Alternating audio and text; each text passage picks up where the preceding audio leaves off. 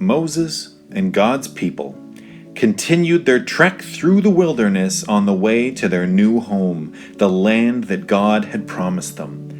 And along the way, the people kept on making bad choices. God noticed that they did not know how to live best and that they needed some limits. They needed His help. So when they got to a place called Mount Sinai, He told Moses to come and see Him alone. Moses obeyed and headed up the mountain, and God's people waited.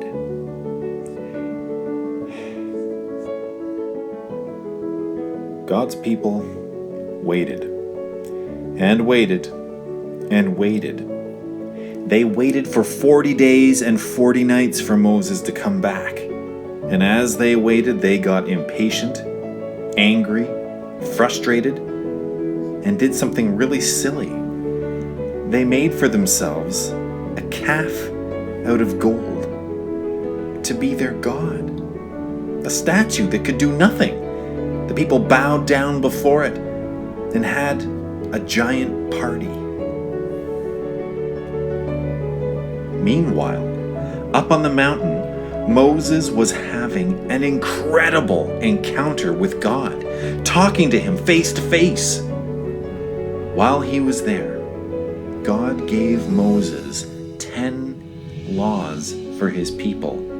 10 laws for how His people should live. Things that they should do and things that they shouldn't do. God wrote them down for Moses on 2 stone tablets and called them His 10 Commandments. They would be the rules that would help the people know how to live best, so that when people saw God's people, they would see something different. They would see something new, and they would know about God. Moses took the 10 Commandments down to God's people. As Moses came down the mountain, he saw the golden calf and how the people were acting, and he became furious. His anger boiled up inside of him. He raised the 2 tablets over his head and smash! Moses broke the tablets God had given him.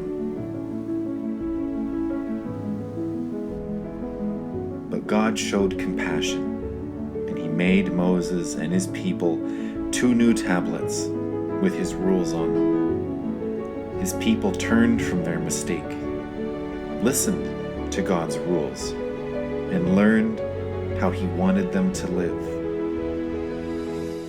God knows that bad choices lead to bad places, so He gives limits.